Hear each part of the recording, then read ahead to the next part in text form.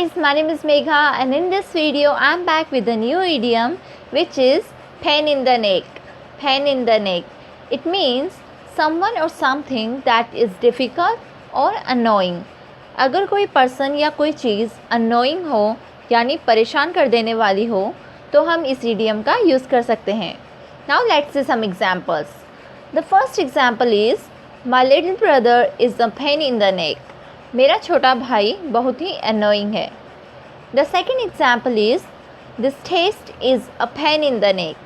यह टेस्ट बहुत ही annoying था, बहुत ही difficult था.